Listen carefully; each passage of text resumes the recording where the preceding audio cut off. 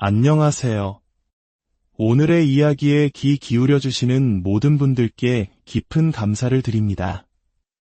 저희는 삶의 깊은 성찰을 담은 이야기들을 통해 여러분의 마음에 작은 울림을 전하고자 합니다. 오늘 들려드릴 이야기가 여러분의 마음에 와닿는다면 이 이야기를 주변의 소중한 분들과 함께 나누어 주시고 저희 채널을 구독해 주시는 것만으로도 저희에겐 큰 힘이 됩니다. 여러분의 따뜻한 관심이 더 많은 의미 있는 이야기들을 만들어가는 원동력이 됩니다. 그럼 지금부터 한 여성의 가슴 아픈 그러나 결국에는 희망을 이야기하는 여정을 시작하겠습니다. 믿는 도끼에 발등 찍힌다는 속담이 있습니다. 우리는 일상에서 이 말을 참 쉽게 사용하지만 오늘 이야기의 주인공에게 이 말은 단순한 속담이 아니었습니다. 그녀의 삶을 송두리째 흔들어 놓은 뼈아픈 현실 그 자체였죠. 세상 누구보다 굳게 믿었던 사람들이 아무렇지 않게 등 뒤에 칼을 꽂을 수 있다는 것, 그리고 내가 그들을 생각하는 만큼 그들에게 나는 결코 중요한 존재가 아닐 수 있다는 잔인한 진실을 온몸으로 깨달아야 했습니다. 모두가 나와 같은 마음일 것이라 믿었던 지난 세월을 통째로 되돌리고 싶을 만큼 그녀는 깊은 상처를 입었습니다. 왜 그녀가 이토록 인간관계와 믿음에 대해 회의적인 태도를 갖게 되었는지 지금부터 그녀의 목소리로 직접 들어보시겠습니다. 저는 1985년생, 올해 41살의 여성입니다. 지금은 저 혼자 꾸려나가는 작은 사업체를 운영하고 있습니다. 그 전에는 작은 중소기업에서 광고 촬영 디렉터로 일하며 실무 경험을 쌓았죠. 아이가 태어난 후에는 좀 더 자유롭게 시간을 활용하고 싶어 제 사업을 시작하게 되었습니다. 다행히 사업은 차근차근 자리를 잡아가고 있습니다. 저는 35, 조금은 늦은 나이에 지금의 남편을 만나 결혼했습니다. 사실 결혼까지는 크게 생각하지 않았지만 제 삶에 그 무엇과도 바꿀 수 없는 소중한 선물이 찾아오면서 결혼을 결심하게 되었습니다. 네, 저는 혼전 임신으로 가정을 꾸리게 된 경우입니다. 어느덧 3살이 된 아이가 커가는 모습을 보고 있으면 밥을 먹지 않아도 배가 부를 만큼 행복합니다. 제게 있어 지켜야 할 존재는 평생 어머니뿐이라고 생각했는데 아들이 태어나면서 어떤 시련이 닥쳐도 반드시 행복하게 해주고 싶은 존재가 하나 더 늘어난 셈이죠. 그래서 저는 제 아들에게만큼은 무슨 일이 있어도 엄마와 아빠가 함께하는 화목한 가정을 물려주고 싶다는 마음이 누구보다 강했습니다. 이런 저의 간절함은 아마도 저의 유년 시절과 깊이 연결되어 있을 겁니다. 저는 어릴 적부터 책임감이 강했고 특히 가족에게 매우 헌신적이었습니다. 그 무엇보다 가족이 최우선이라고 생각하며 살았죠. 제게는 2명의 아주 특별한 사람이 있었습니다. 한 분은 저의 어머니, 그리고 다른 한 명은 초등학교 시절부터 모든 것을 함께해온 제 가장 친한 친구였습니다. 피를 나눈 가족은 아니었지만 제 모든 비밀을 털어놓을 수 있을 만큼 가깝고 소중한 가족과 다름없는 사이였죠. 제가 아주 어릴 때 아버지는 일찍 세상을 떠나셨고 어머니는 홀로 저를 키우셨습니다. 제가 어느 정도 성장한 후에 돌아가신 것도 아니었습니다. 제가 태어난 지 얼마 되지 않아 아버지는 폐질환으로 돌아가셨다고 들었습니다. 당시 주변에서는 어머니에게 저를 두고 떠나라는 말을 많이 했다고 합니다. 내가 태어나자마자 내 할머니는 나보고 너를 두고 가라고 하더구나. 아직 새파랗게 젊은데 평생 과부로 살면서 내 인생 망치지 말고 좋은 데로 시집가라고 말이야. 그런데 왜 안 가셨어요? 그냥 가셨으면 엄마는 더 행복하게 사실 수 있었잖아요. 아이고, 이 녀석아. 눈만 끔뻑거리면서 엄마 하고 방긋방긋 웃는 너를 두고 내가 어떻게 발걸음이 떨어지겠니? 어떤 상황이 와도 아빠 못 가지 엄마가 널 지켜주겠다고 약속했단다. 그래도 엄마 혼자 저를 책임지는 건 힘든 일이잖아요. 아빠랑 약속했어. 나중에 아빠가 없더라도 너는 내가 꼭 책임지고 훌륭하게 키워내겠다고. 그러니 엄마는 너 하나만 보면서 산 거 단 한순간도 후회하지 않아. 당시 시댁, 그러니까 친할머니조차 아직 젊은 어머니에게 저를 두고 제가 하라고 강하게 압박하셨다고 합니다. 아들 때문에 젊은 나이에 과부가 된 며느리의 인생이 안타까워 그러셨겠지만 그럼에도 어머니는 저를 차마 떠날 수 없었다고 했습니다. 갓난아기인 제가 오직 엄마만 바라보며 웃는 모습을 보면 도저히 등 돌릴 수 없었다고요. 그렇게 저에 대한 책임감, 그리고 먼저 떠난 남편과의 약속 하나 때문에 어머니는 그 젊은 나이부터 오직 저 하나만을 위해 고된 삶을 살아오셨습니다. 저를 키우기 위해 밤낮없이 일하셨고 돈이 되는 일이라면 새벽 일도 마다하지 않으셨죠. 그런 어머니의 고생을 어렴풋이 알게 된 순간부터 제 마음속에는 어머니에 대한 미안함과 죄책감이 무겁게 자리 잡기 시작했습니다. 그래서였을까요? 저는 학교에 가기 전 새벽 청소 일을 나서는 어머니를 돕겠다고 따라 나선 적이 있었습니다. 그 모습을 본 어머니는 제 기억 속에서 처음으로 저에게 정색을 하며 화를 내셨습니다. 너 지금 뭐 하는 거니? 학교 가려면 아직 멀었는데 일어나서 따라 나서. 나도 학교 가기 전에 엄마 조금이라도 도와주려고. 내가 왜 이런 일을 해? 엄마가 이렇게 열심히 일하는 건 너 이런 고생 안 시키려고 하는 건데. 내가 이러면 엄마 속상해서 못 살아. 얼른 방에 들어가서 더 자렴. 늘 인자하시기만 했던 어머니가 처음으로 단호하게 화를 내시는 모습에 저는 금세 어머니의 마음을 읽을 수 있었습니다. 저는 눈물을 글썽이며 어머니께 다짐하듯 말했습니다. 엄마, 미안해. 내가 얼른 커서 엄마 꼭 호강시켜 줄게. 은수야, 고맙다.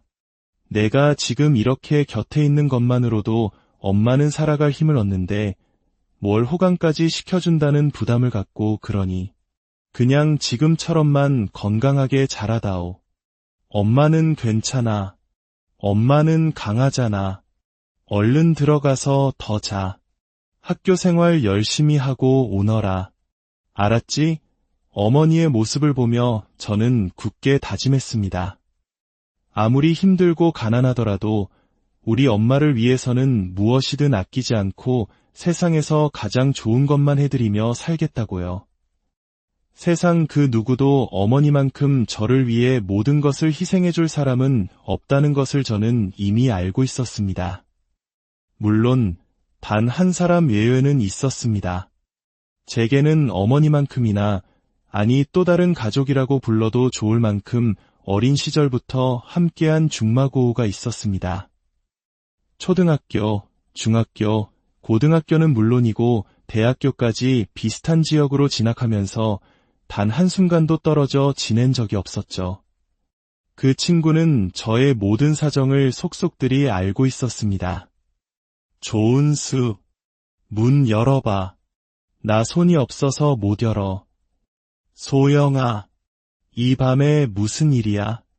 이게 다 뭐야? 우리 엄마가 부침개 했잖아.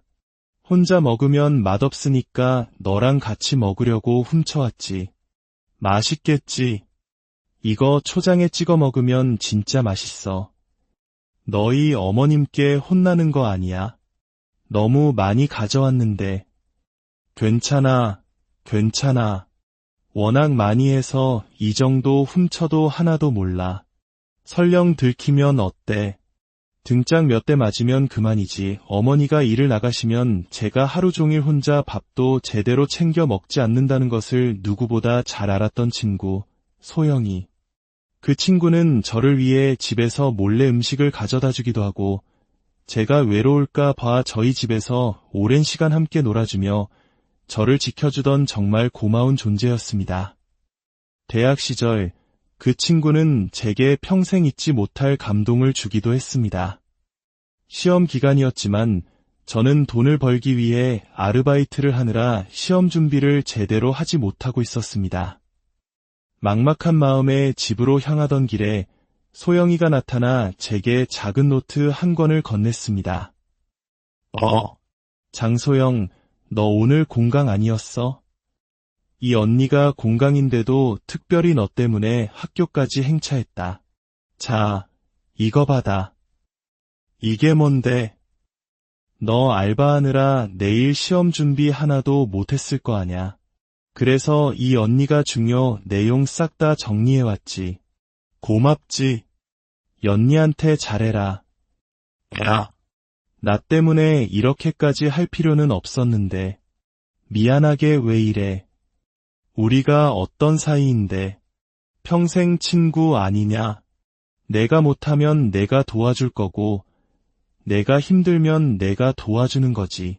대신 내가 이렇게까지 해줬는데 너 나중에 나 배신하면 절대 안 된다. 나 힘들 때 내가 한번 도와주면 그걸로 된 거야. 당연하지.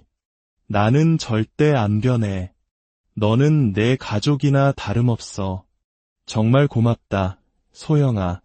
누구보다 저를 믿어주고 저를 위해 헌신적으로 도와주던 친구였기에 저는 소영이를 평생의 은인이라 생각하며 살아왔습니다. 하지만 그때는 정말 몰랐습니다. 믿었던 도끼에 발등이 찍힌다는 것이 얼마나 끔찍한 기분인지, 세상에 영원하고 진실된 믿음이란 과연 존재하는 것인지 깊은 의문을 품게 될 줄은 말입니다. 우여곡절 끝에 대학을 졸업하고 저는 서울의 작은 중소기업에 취업했습니다. 소영이는 졸업과 동시에 고향으로 돌아가 저보다 먼저 결혼을 했죠. 그리고 저 역시 지금의 남편을 만나게 되었습니다. 와인 동호회에서 만난 남편은 매너 좋고 다정한 사람이었습니다. 타지 생활에 외로움을 느끼던 저에게, 특히 아버지의 부재를 느끼며 자란 저에게 그는 기댈 수 있는 든든한 존재처럼 느껴졌습니다. 그러던 중 아이가 생겼고 저는 그의 본 모습을 다 알기도 전에 서둘러 결혼을 하게 되었습니다. 결혼 전 어머니는 제게 걱정스러운 말씀을 하셨습니다. 은수야, 내 신랑감 다 좋은데 엄마는 이상하게 좀 쎄한 느낌이 드는구나. 뭐라고 딱 꼬집어 표현은 못하겠는데 뭔가 좀 그래. 너 정말 괜찮겠니? 엄마, 걱정하지 마세요. 무슨 일이 있더라도 제가 누구예요?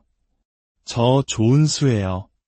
당하고만 살지도 않을 거고 제가 알아서 잘 살게요.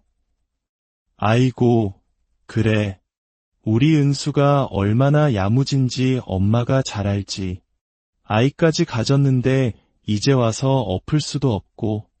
내가 좋다니 엄마는 괜찮다.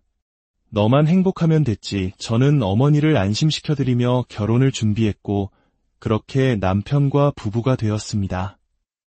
당시에는 어머니의 걱정쯤은 제가 충분히 해결할 수 있을 만큼 잘 살 자신이 있었습니다.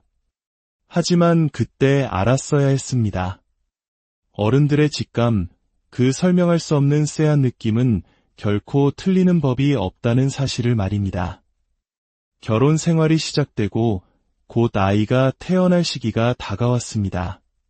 그리고 출산이 임박하면서 제가 미처 예상하지 못했던 남편의 본 모습이 드러나기 시작했습니다. 저는 임신 5개월 차에 결혼식을 올렸기 때문에 결혼 후 얼마 지나지 않아 만삭이 되었습니다. 무거운 몸으로 직장 생활을 하는 것이 힘에 부쳐 남편에게 조심스럽게 이야기를 꺼냈습니다. 여보, 아무래도 막달이 다가오니까 다리가 퉁퉁 붓고 너무 힘들어서 그런데 회사를 그만두거나 아니면 출산 전까지 좀 쉬어야 할 것 같아. 당신 생각은 어때? 뭐, 지금 나 혼자 돈 벌라는 소리야. 애 태어나면 애 보는 건 당연히 여자가 할 일이고 돈도 벌어야 할 거 아냐. 앞으로 애한테 들어갈 돈이 한두 푼도 아닐 텐데 당장 일을 그만두고 전업주부가 되겠다고 한 것도 아니었는데 남편은 노골적으로 불쾌감을 드러내며 제게 쏘아붙였습니다. 저는 출산 일주일 전까지 퉁퉁 부은 발로 회사를 다녔지만 남편은 단 한 번도 제게 안쓰러운 기색을 보이거나 부은 발을 주물러준 적이 없었습니다. 그런 남편의 모습에 서운함이 쌓여있던 터라 그의 차가운 말은 비수처럼 제 가슴에 박혔습니다. 명품차와 시계, 골프 같은 취미 생활에는 돈을 아낌없이 쓰면서 정자만삭의 아내에게는 돈을 벌어오라고 강요하는 모습이 역겹기까지 했습니다. 당신, 말이 너무 심한 거 아니야? 당신이 쓰는 돈 조금만 아끼면 되잖아. 그 비싼 외제차도 좀 처분하고 명품도 몇 개 팔면 충분할 것 같은데 왜 꼭 내가 애를 낳고도 바로 일을 해야 해? 나 정말 서운해. 그건 내 돈으로 내가 산 내 거잖아. 너한테 사달라고 한 것도 아닌데 왜 내가 이래라 저래라 해? 내가 내 돈으로 내 취미 즐기는 것까지 포기하라고 하는 건 선 넘는 거야. 우리가 가족인데 내 돈이 어디 있어? 우리가 부부잖아. 누가 애 가지라고 했어? 내가 가지자고 한 것도 아닌데 왜 나한테 책임을 떠넘겨? 내 사생활까지 건드리면서 구질구질하게 살 생각 없어. 그럴 거면 이혼해. 남편은 제가 생각했던 것보다 훨씬 더 지독한 물질만능주의자였습니다. 심지어 생활비도 각자 관리하자고 제안한 사람이 바로 남편이었죠. 제가 출산 휴가에 들어가 수입이 없어져도 생활비는 무조건 똑같이 내라고 요구했습니다. 이 문제로 남편과 며칠을 싸웠고 행복해야 할 만삭의 시간을 저는 서러움과 절망감 속에서 눈물로 보내야 했습니다. 하지만 뱃속의 아이를 생각하며 버텼습니다. 제 아이만큼은 저처럼 아빠 없이 자라게 하고 싶지 않았기 때문입니다. 그렇게 힘든 시간을 보내는 사이 눈에 넣어도 아프지 않을 소중한 아들이 태어났습니다. 그리고 얼마 지나지 않아 제 삶의 가족과도 같았던 친구 소영이에게서 연락이 왔습니다. 은수야, 나 다음 주부터 서울 간다. 한두 달 정도 있을 것 같아. 서울에는 갑자기 무슨 일이야? 나는 내가 오면 너무 좋지. 너도 알다시피 내가 부정교합이 심하잖아. 그거 치료하는 유명한 병원이 서울에 있더라고. 그래서 거기 머물면서 치료받기로 했어. 어릴 적부터 부정교합으로 고생했던 친구가 본격적인 임신 준비 전에 치료를 받기 위해 서울에 온다는 소식이었습니다. 가족 같은 친구가 서울에서 혼자 지낼 집을 구한다고 하니 마음이 편치 않았습니다. 아, 그러면 뭐 하러 비싼 돈 주고 집을 구해? 우리 집에 방도 남는데 그냥 우리 집 와서 지내. 병원도 우리 집에서 가까워. 정말. 그래주면 나야 고맙지. 치료비도 만만치 않은데. 근데 내 남편도 있고 불편하지 않겠어? 괜찮아, 괜찮아. 우리가 무슨 남남이야. 가족이지. 남편한테는 내가 미리 잘 얘기해둘게. 그냥 짐 싸서 우리 집으로. 제 제안에 친구는 처음에는 미안해했지만 이내 고맙다며 저희 집으로 들어왔습니다. 친구가 집에 오니 대화 한마디 없는 남편과 지내는 것보다 훨씬 즐거웠습니다. 친구도 처음에는 저를 도와 아이를 어린이집에서 데려와 주기도 하고 음식을 만들어주기도 했습니다. 하지만 시간이 지날수록 친구는 점점 저를 돕는 일에 소홀해졌고 이상하게도 저보다는 제 남편과 더 가깝게 어울리는 시간이 많아졌습니다. 제 남편과 제 친구가 친하게 지내는 모습. 솔직히 마음이 편치만은 않았지만 저는 제 친구를 믿었습니다. 초등학교 시절부터 저와 모든 것을 함께해온 제 가족과도 같은 친구가 저를 배신할 리 없다고 굳게 믿었기 때문입니다. 그러던 어느 날 저녁이었습니다. 저는 평소처럼 아이를 재우고 조용히 거실로 나왔습니다. 그런데 제가 방문을 여는 아주 작은 소리에도 마치 제 움직임을 예민하게 감시하고 있었던 것처럼 남편과 친구가 화들짝 놀라며 소파 양쪽 끝으로 떨어져 앉는 것이었습니다. 누가 봐도 무언가 있다가 놀라서 흩어지는 부자연스러운 모습이었죠. 둘이 뭐해? 왜 내가 나오니까 그렇게 놀라? 아니야, 뭘. 그냥 TV 보고 있었어. 그래, 내가 문 여니까 애깬 줄 알고 놀라서 소리 줄이려고 움직인 건데 그게 좀 어색하게 보였나 보네. 두 사람의 어색한 변명에 의심스러운 마음이 들었지만 저는 애써 그 마음을 눌렀습니다.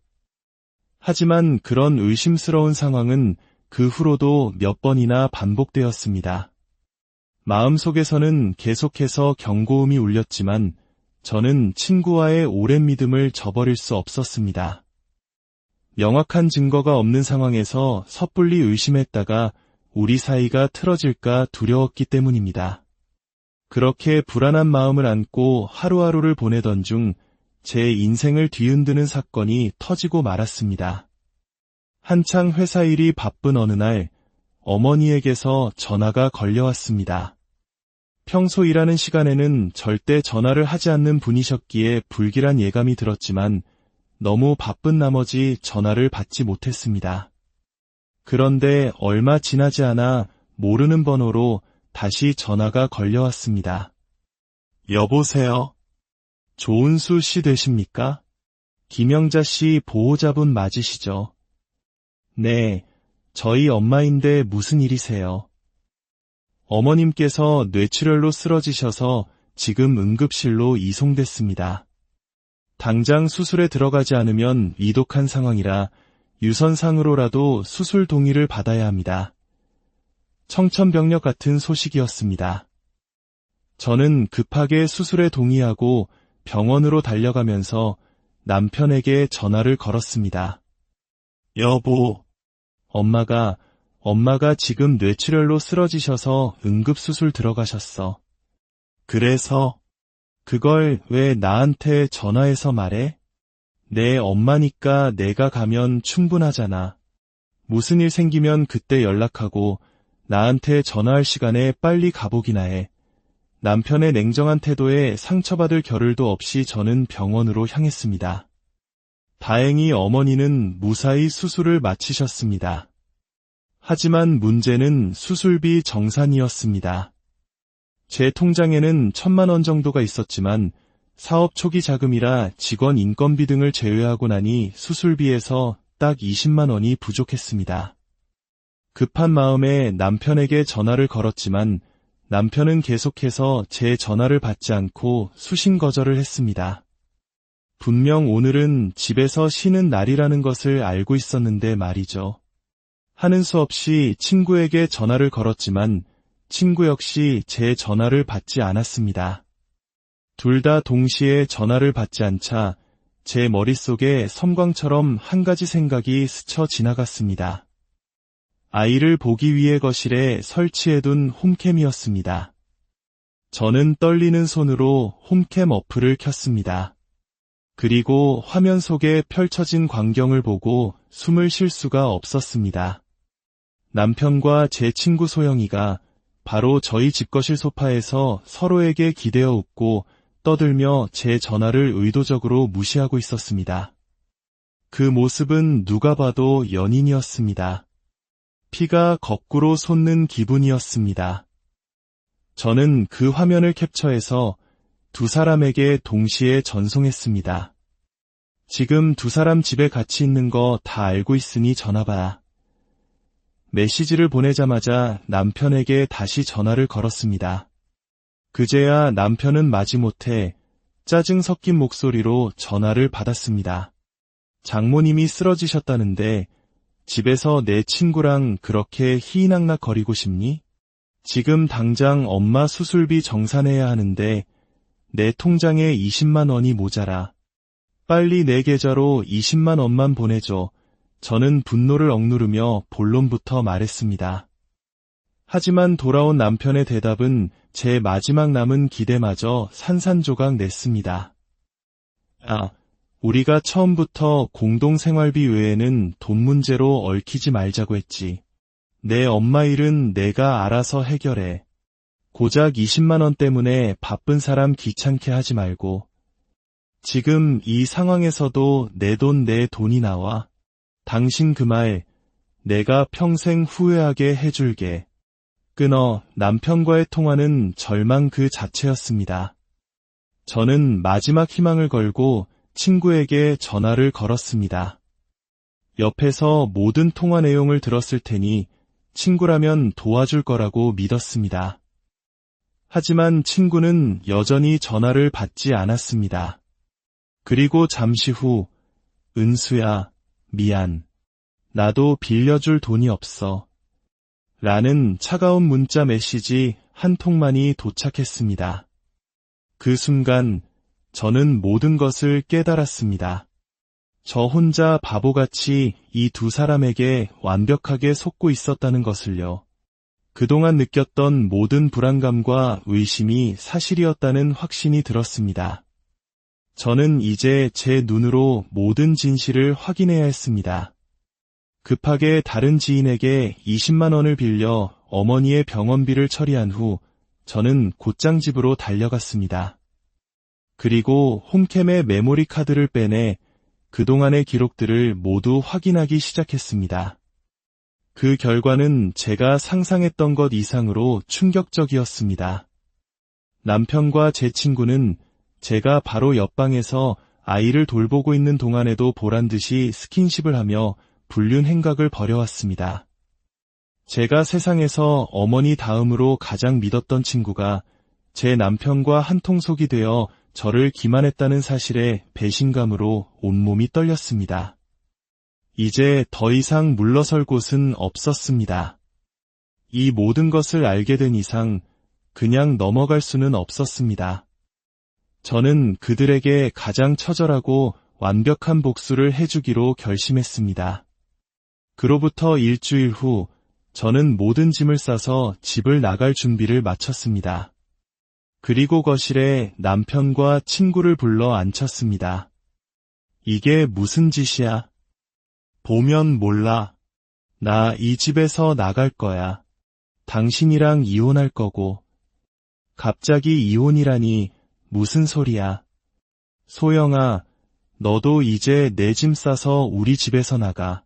그리고 내 남편한테는 내가 연락해서 다 말해줄게.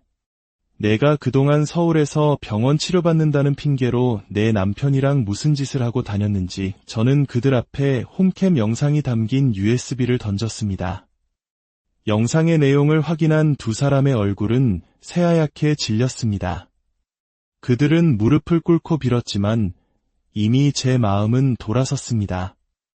저는 곧바로 소영이의 남편에게 연락해 모든 사실을 알렸습니다. 당연히 그는 충격에 빠졌고 제게 모든 증거 자료를 넘겨달라고 부탁했습니다. 그 후 모든 것은 일사천리로 진행되었습니다. 저는 남편에게 이혼 소송과 함께 상간녀인 소영이에게 이자료 청구 소송을 제기했습니다. 소영이의 남편 역시 아내를 상대로 이혼 소송을 걸었고 제 남편에게는 상간남 위자료 소송을 제기했죠. 한때는 세기의 사랑이라도 하는 듯 서로를 불태웠던 두 사람은 각자 소장을 받자마자 서로를 탓하며 남보다 못한 사이가 되어버렸습니다. 전 남편은 제게 위자료를 주게 되자 소영이에게 구상권을 청구했고 두 사람은 돈 문제로 이전 투구를 벌이며 추악하게 갈라섰다고 합니다. 전 남편은 끝까지 치졸했습니다. 양육비라도 주지 않으려는 속셈으로 아이의 양육권을 뺏기지 않겠다며 발악했지만 법원은 그동안 아이 양육에 전혀 기여하지 않은 그의 과거를 모두 인정하고 친권과 양육권 모두 저에게 주라고 판결했습니다. 모든 복수를 마친 후 저는 건강을 회복하신 어머니 그리고 제 아들과 함께 새로운 보금자리에서 행복한 나날을 보내고 있습니다. 남편의 압박 때문에 시작했던 제 사업은 이제 안정적인 궤도에 올라 흑자로 전환되었고 경제적으로도 여유를 찾게 되었습니다. 어머니가 아이를 돌봐주시니 일과 육아를 병행하며 힘들었던 지난날과 달리 제 삶에도 여유가 생겼습니다. 진작 엄마랑 같이 살 걸. 엄마랑 있으니까 저녁이 있는 삶도 생기고, 일도 더 잘 되고, 역시 나한텐 엄마가 최고인데 내가 왜 그걸 몰랐을까? 내가 무슨 일이 있어도 이 엄마는 절대 너 배신 안 한다. 내 새끼가 그동안 얼마나 속상했을지 생각하면 엄마는 아직도 가슴이 미어져. 엄마가 왜 해준 게 없어. 엄마가 있었으니까 내가 이만큼 버틸 수 있었던 거지. 나는 앞으로 엄마랑 우리 아들이랑 평생 행복하게 살 거야. 저는 가장 믿었던 사람들에게 배신당하는 끔찍한 경험을 했지만 이 일을 통해 확실한 교훈을 얻었습니다. 나를 진정으로 아껴주고 사랑해주는 사람들과 함께하는 것만으로도 인생은 충분히 아름답다는 것을요. 저를 사랑해주는 사람들과 시간을 보내기에도 부족한 하루하루를 더 이상 무가치한 관계에 낭비하고 싶지 않습니다. 전 남편의 말처럼 이제 저는 알아서 그리고 그 누구보다 더 행복하게 살아갈 예정입니다. 오늘의 이야기는 여기까지입니다. 한 사람의 인생을 뒤흔든 배신의 아픔 속에서도 결국 자신만의 행복을 찾아 나선 그녀의 용기에 큰 박수를 보냅니다. 여러분의 삶에도 시련이 찾아올 때 안녕하세요. 오늘의 이야기에 귀 기울여주시는 모든 분들께 깊은 감사를 드립니다. 저희는 삶의 깊은 성찰을 담은 이야기들을 통해 여러분의 마음에 작은 울림을 전하고자 합니다. 오늘 들려드릴 이야기가 여러분의 마음에 와닿는다면 이 이야기를 주변의 소중한 분들과 함께 나누어 주시고 저희 채널을 구독해 주시는 것만으로도 저희에겐 큰 힘이 됩니다. 여러분의 따뜻한 관심이 더 많은 의미 있는 이야기들을 만들어가는 원동력이 됩니다. 그럼 지금부터 한 여성의 가슴 아픈 그러나 결국에는 희망을 이야기하는 여정을 시작하겠습니다. 믿는 도끼에 발등 찍힌다는 속담이 있습니다. 우리는 일상에서 이 말을 참 쉽게 사용하지만 오늘 이야기의 주인공에게 이 말은 단순한 속담이 아니었습니다. 그녀의 삶을 송두리째 흔들어 놓은 뼈아픈 현실 그 자체였죠. 세상 누구보다 굳게 믿었던 사람들이 아무렇지 않게 등 뒤에 칼을 꽂을 수 있다는 것, 그리고 내가 그들을 생각하는 만큼 그들에게 나는 결코 중요한 존재가 아닐 수 있다는 잔인한 진실을 온몸으로 깨달아야 했습니다. 모두가 나와 같은 마음일 것이라 믿었던 지난 세월을 통째로 되돌리고 싶을 만큼 그녀는 깊은 상처를 입었습니다. 왜 그녀가 이토록 인간관계와 믿음에 대해 회의적인 태도를 갖게 되었는지 지금부터 그녀의 목소리로 직접 들어보시겠습니다. 저는 1985년생, 올해 41살의 여성입니다.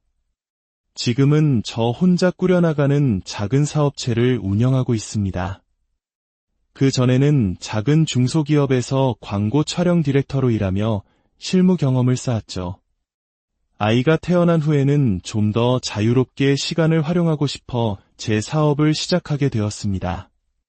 다행히 사업은 차근차근 자리를 잡아가고 있습니다. 저는 35, 조금은 늦은 나이에 지금의 남편을 만나 결혼했습니다. 사실 결혼까지는 크게 생각하지 않았지만 제 삶에 그 무엇과도 바꿀 수 없는 소중한 선물이 찾아오면서 결혼을 결심하게 되었습니다. 네, 저는 혼전 임신으로 가정을 꾸리게 된 경우입니다. 어느덧 3살이 된 아이가 커가는 모습을 보고 있으면 밥을 먹지 않아도 배가 부를 만큼 행복합니다. 제게 있어 지켜야 할 존재는 평생 어머니뿐이라고 생각했는데 아들이 태어나면서 어떤 시련이 닥쳐도 반드시 행복하게 해주고 싶은 존재가 하나 더 늘어난 셈이죠. 그래서 저는 제 아들에게만큼은 무슨 일이 있어도 엄마와 아빠가 함께하는 화목한 가정을 물려주고 싶다는 마음이 누구보다 강했습니다. 이런 저의 간절함은 아마도 저의 유년 시절과 깊이 연결되어 있을 겁니다. 저는 어릴 적부터 책임감이 강했고 특히 가족에게 매우 헌신적이었습니다. 그 무엇보다 가족이 최우선이라고 생각하며 살았죠. 제게는 2명의 아주 특별한 사람이 있었습니다. 한 분은 저의 어머니, 그리고 다른 한 명은 초등학교 시절부터 모든 것을 함께해온 제 가장 친한 친구였습니다. 피를 나눈 가족은 아니었지만 제 모든 비밀을 털어놓을 수 있을 만큼 가깝고 소중한 가족과 다름없는 사이였죠. 제가 아주 어릴 때 아버지는 일찍 세상을 떠나셨고 어머니는 홀로 저를 키우셨습니다. 제가 어느 정도 성장한 후에 돌아가신 것도 아니었습니다. 제가 태어난 지 얼마 되지 않아 아버지는 폐질환으로 돌아가셨다고 들었습니다. 당시 주변에서는 어머니에게 저를 두고 떠나라는 말을 많이 했다고 합니다. 내가 태어나자마자 내 할머니는 나보고 너를 두고 가라고 하더구나. 아직 새파랗게 젊은데 평생 과부로 살면서 내 인생 망치지 말고 좋은 데로 시집가라고 말이야. 그런데 왜 안 가셨어요? 그냥 가셨으면 엄마는 더 행복하게 사실 수 있었잖아요. 아이고, 이 녀석아. 눈만 끔뻑거리면서 엄마 하고 방긋방긋 웃는 너를 두고 내가 어떻게 발걸음이 떨어지겠니? 어떤 상황이 와도 아빠 목까지 엄마가 널 지켜주겠다고 약속했단다. 그래도 엄마 혼자 저를 책임지는 건 힘든 일이잖아요. 아빠랑 약속했어. 나중에 아빠가 없더라도 너는 내가 꼭 책임지고 훌륭하게 키워내겠다고. 그러니 엄마는 너 하나만 보면서 산 거 단 한순간도 후회하지 않아. 당시 시댁, 그러니까 친할머니조차 아직 젊은 어머니에게 저를 두고 제가 하라고 강하게 압박하셨다고 합니다. 아들 때문에 젊은 나이에 과부가 된 며느리의 인생이 안타까워 그러셨겠지만 그럼에도 어머니는 저를 차마 떠날 수 없었다고 했습니다. 갓난아기인 제가 오직 엄마만 바라보며 웃는 모습을 보면 도저히 등 돌릴 수 없었다고요. 그렇게 저에 대한 책임감, 그리고 먼저 떠난 남편과의 약속 하나 때문에 어머니는 그 젊은 나이부터 오직 저 하나만을 위해 고된 삶을 살아오셨습니다. 저를 키우기 위해 밤낮 없이 일하셨고 돈이 되는 일이라면 새벽 일도 마다하지 않으셨죠. 그런 어머니의 고생을 어렴풋이 알게 된 순간부터 제 마음속에는 어머니에 대한 미안함과 죄책감이 무겁게 자리 잡기 시작했습니다. 그래서였을까요? 저는 학교에 가기 전 새벽 청소 일을 나서는 어머니를 돕겠다고 따라 나선 적이 있었습니다. 그 모습을 본 어머니는 제 기억 속에서 처음으로 저에게 정색을 하며 화를 내셨습니다. 너 지금 뭐 하는 거니? 학교 가려면 아직 멀었는데 일어나서 따라 나서. 나도 학교 가기 전에 엄마 조금이라도 도와주려고. 내가 왜 이런 일을 해? 엄마가 이렇게 열심히 일하는 건 너 이런 고생 안 시키려고 하는 건데. 내가 이러면 엄마 속상해서 못 살아. 얼른 방에 들어가서 더 자렴. 늘 인자하시기만 했던 어머니가 처음으로 단호하게 화를 내시는 모습에 저는 금세 어머니의 마음을 읽을 수 있었습니다. 저는 눈물을 글썽이며 어머니께 다짐하듯 말했습니다. 엄마, 미안해. 내가 얼른 커서 엄마 꼭 호강시켜 줄게. 은수야, 고맙다. 내가 지금 이렇게 곁에 있는 것만으로도 엄마는 살아갈 힘을 얻는데 뭘 호강까지 시켜준다는 부담을 갖고 그러니. 그냥 지금처럼만 건강하게 자라다오. 엄마는 괜찮아. 엄마는 강하잖아. 얼른 들어가서 더 자. 학교 생활 열심히 하고 오너라. 알았지? 어머니의 모습을 보며 저는 굳게 다짐했습니다. 아무리 힘들고 가난하더라도 우리 엄마를 위해서는 무엇이든 아끼지 않고 세상에서 가장 좋은 것만 해드리며 살겠다고요. 세상 그 누구도 어머니만큼 저를 위해 모든 것을 희생해줄 사람은 없다는 것을 저는 이미 알고 있었습니다. 물론 단 한 사람 외에는 있었습니다. 제게는 어머니만큼이나, 아니 또 다른 가족이라고 불러도 좋을 만큼 어린 시절부터 함께한 중마고우가 있었습니다. 초등학교, 중학교, 고등학교는 물론이고 대학교까지 비슷한 지역으로 진학하면서 단 한순간도 떨어져 지낸 적이 없었죠. 그 친구는 저의 모든 사정을 속속들이 알고 있었습니다. 조은수, 문 열어봐. 나 손이 없어서 못 열어. 소영아, 이 밤에 무슨 일이야? 이게 다 뭐야? 우리 엄마가 부침개 했잖아.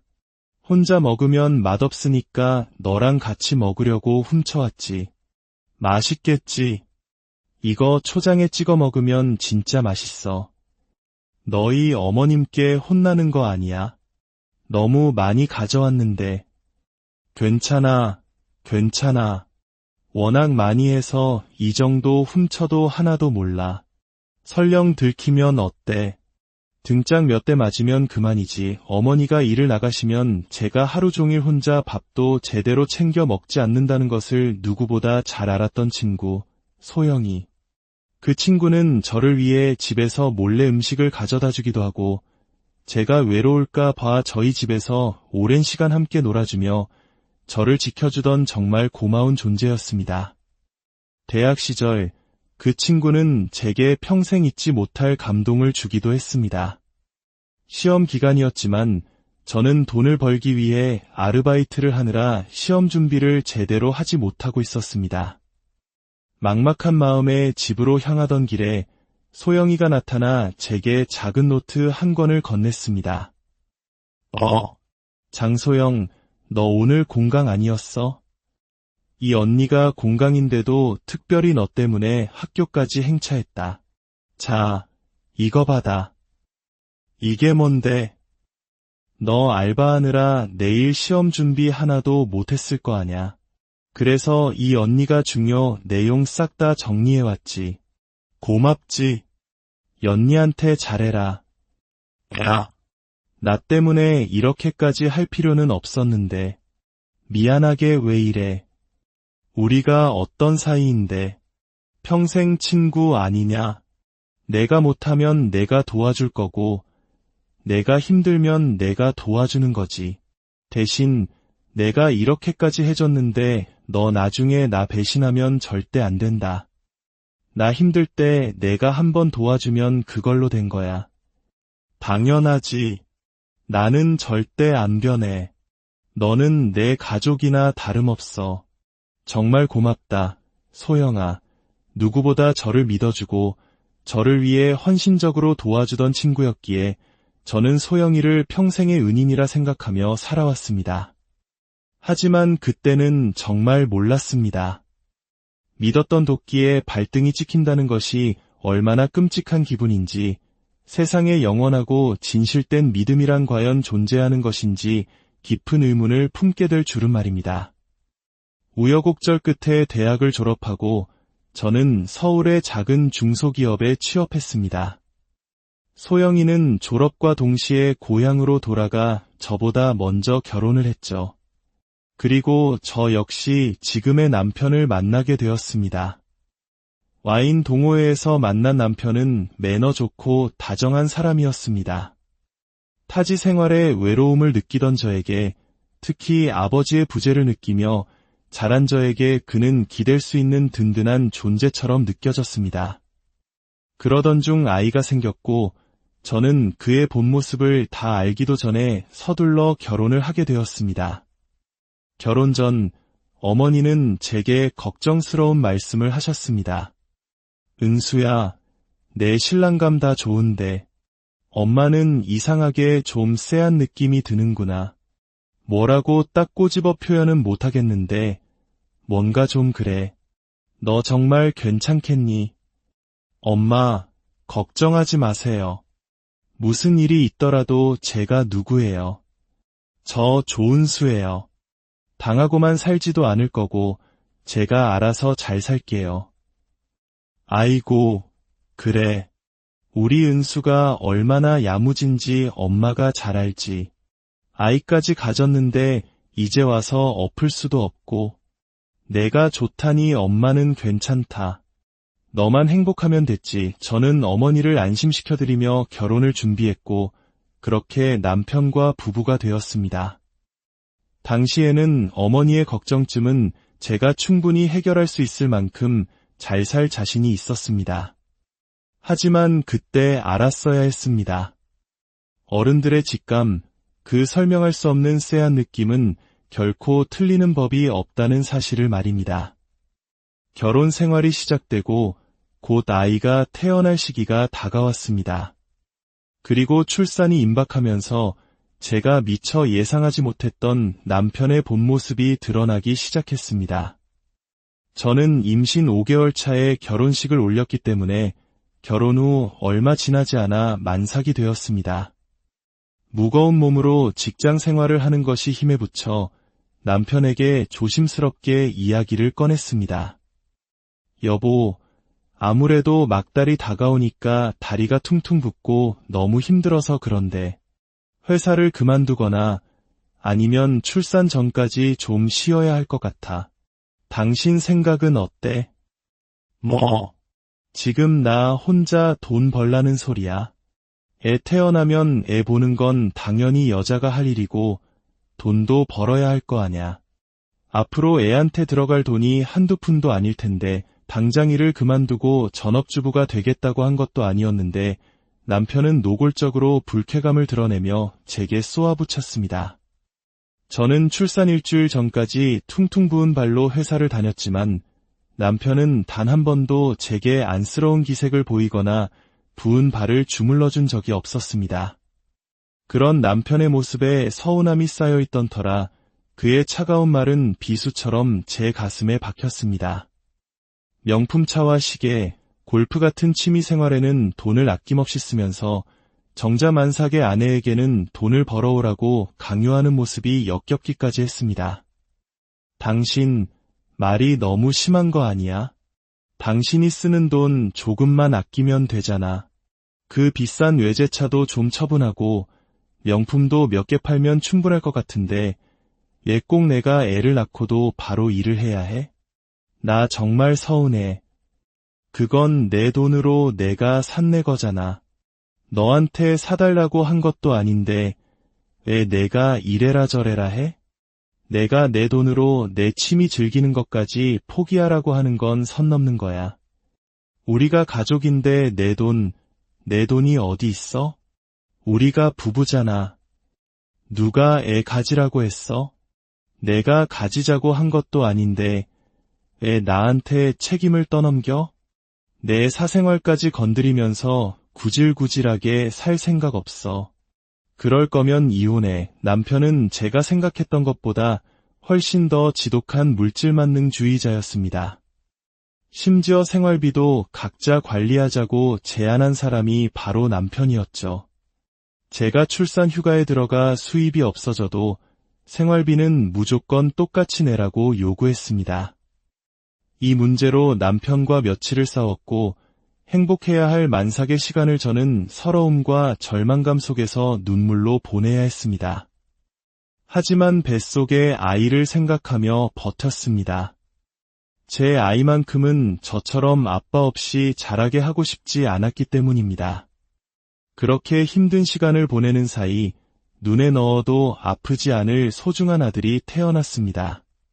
그리고 얼마 지나지 않아 제 삶의 가족과도 같았던 친구 소영이에게서 연락이 왔습니다.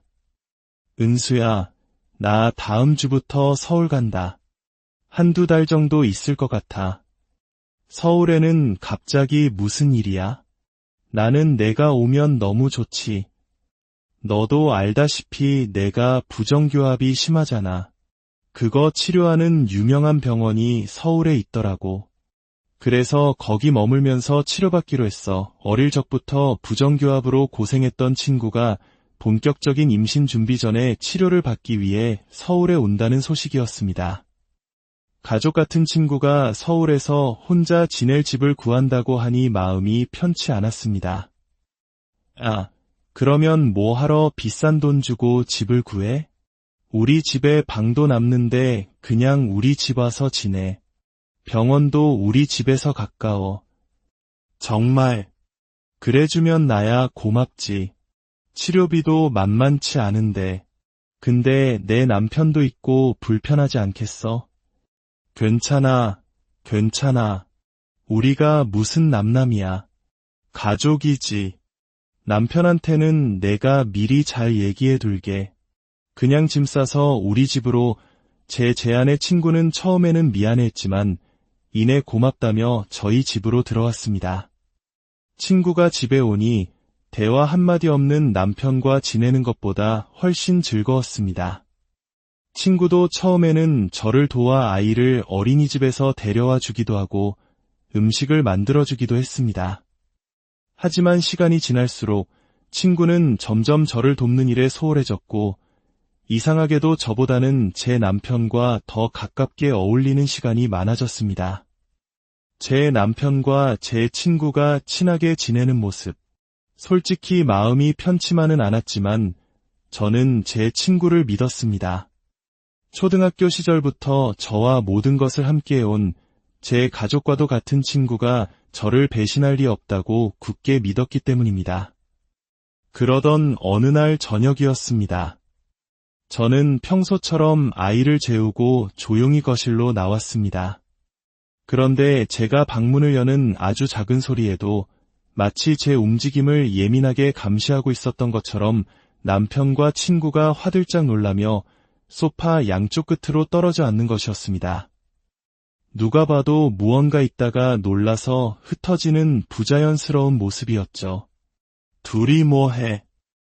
왜 내가 나오니까 그렇게 놀라? 아니야, 뭘. 그냥 TV 보고 있었어. 그래, 내가 문 여니까 애깬 줄 알고 놀라서 소리 줄이려고 움직인 건데 그게 좀 어색하게 보였나 보네. 두 사람의 어색한 변명에 의심스러운 마음이 들었지만 저는 애써 그 마음을 눌렀습니다. 하지만 그런 의심스러운 상황은 그 후로도 몇 번이나 반복되었습니다. 마음속에서는 계속해서 경고음이 울렸지만 저는 친구와의 오랜 믿음을 저버릴 수 없었습니다. 명확한 증거가 없는 상황에서 섣불리 의심했다가 우리 사이가 틀어질까 두려웠기 때문입니다. 그렇게 불안한 마음을 안고 하루하루를 보내던 중 제 인생을 뒤흔드는 사건이 터지고 말았습니다. 한창 회사 일이 바쁜 어느 날 어머니에게서 전화가 걸려왔습니다. 평소 일하는 시간에는 절대 전화를 하지 않는 분이셨기에 불길한 예감이 들었지만 너무 바쁜 나머지 전화를 받지 못했습니다. 그런데 얼마 지나지 않아 모르는 번호로 다시 전화가 걸려왔습니다. 여보세요? 조은수 씨 되십니까? 김영자 씨 보호자분 맞으시죠? 네, 저희 엄마인데 무슨 일이세요? 어머님께서 뇌출혈로 쓰러지셔서 지금 응급실로 이송됐습니다. 당장 수술에 들어가지 않으면 위독한 상황이라 유선상으로라도 수술 동의를 받아야 합니다. 청천벽력 같은 소식이었습니다. 저는 급하게 수술에 동의하고 병원으로 달려가면서 남편에게 전화를 걸었습니다. 여보, 엄마가 지금 뇌출혈로 쓰러지셔서 응급수술 들어가셨어. 그래서 그걸 왜 나한테 전화해서 말해? 내 엄마니까 내가 가면 충분하잖아. 무슨 일 생기면 그때 연락하고 나한테 전화할 시간에 빨리 가보기나 해. 남편의 냉정한 태도에 상처받을 겨를도 없이 저는 병원으로 향했습니다. 다행히 어머니는 무사히 수술을 마치셨습니다. 하지만 문제는 수술비 정산이었습니다. 제 통장에는 1,000만 원 정도가 있었지만 사업 초기 자금이라 직원 인건비 등을 제외하고 나니 수술비에서 딱 20만 원이 부족했습니다. 급한 마음에 남편에게 전화를 걸었지만 남편은 계속해서 제 전화를 받지 않고 수신 거절을 했습니다. 분명 오늘은 집에서 쉬는 날이라는 것을 알고 있었는데 말이죠. 하는 수 없이 친구에게 전화를 걸었지만 친구 역시 제 전화를 받지 않았습니다. 둘 다 동시에 전화를 받지 않자 제 머릿속에 섬광처럼 한 가지 생각이 스쳐 지나갔습니다. 아이를 보기 위해 거실에 설치해둔 홈캠이었습니다. 저는 떨리는 손으로 홈캠 어플을 켰습니다. 그리고 화면 속에 펼쳐진 광경을 보고 숨을 쉴 수가 없었습니다. 남편과 제 친구 소영이가 바로 저희 집거실 소파에서 서로에게 기대어 웃고 떠들며 제 전화를 의도적으로 무시하고 있었습니다. 그 모습은 누가 봐도 연인이었습니다. 피가 거꾸로 솟는 기분이었습니다. 저는 그 화면을 캡처해서 두 사람에게 동시에 전송했습니다. 지금 두 사람 집에 같이 있는 거 다 알고 있으니 전화봐. 메시지를 보내자마자 남편에게 다시 전화를 걸었습니다. 그제야 남편은 마지못해 짜증 섞인 목소리로 전화를 받았습니다. 장모님이 쓰러지셨다는데 집에서 내 친구랑 그렇게 희희낙낙 거리고 싶니? 지금 당장 엄마 수술비 정산해야 하는데 내 통장에 20만 원이 모자라. 빨리 내 계좌로 20만 원만 보내줘. 저는 분노를 억누르며 본론부터 말했습니다. 하지만 돌아온 남편의 대답은 제 마지막 남은 기대마저 산산조각 냈습니다. 우리가 처음부터 공동생활비 외에는 돈 문제로 얽히지 말자고 했지. 내 엄마 일은 내가 알아서 해결해. 고작 20만 원 때문에 바쁜 사람 귀찮게 하지 말고. 지금 이 상황에서도 내 돈 내 돈이 나와. 당신 그 말 내가 평생 후회하게 해줄게. 끊어. 남편과의 통화는 절망 그 자체였습니다. 저는 마지막 희망을 걸고 친구에게 전화를 걸었습니다. 옆에서 모든 통화 내용을 들었을 테니 친구라면 도와줄 거라고 믿었습니다. 하지만 친구는 여전히 전화를 받지 않았습니다. 그리고 잠시 후, 은수야, 미안. 나도 빌려줄 돈이 없어. 라는 차가운 문자 메시지 한 통만이 도착했습니다. 그 순간 저는 모든 것을 깨달았습니다. 저 혼자 바보같이 이 두 사람에게 완벽하게 속고 있었다는 것을요. 그동안 느꼈던 모든 불안감과 의심이 사실이었다는 확신이 들었습니다. 저는 이제 제 눈으로 모든 진실을 확인해야 했습니다. 급하게 다른 지인에게 20만 원을 빌려 어머니의 병원비를 처리한 후 저는 곧장 집으로 달려갔습니다. 그리고 홈캠의 메모리 카드를 빼내 그동안의 기록들을 모두 확인하기 시작했습니다. 그 결과는 제가 상상했던 것 이상으로 충격적이었습니다.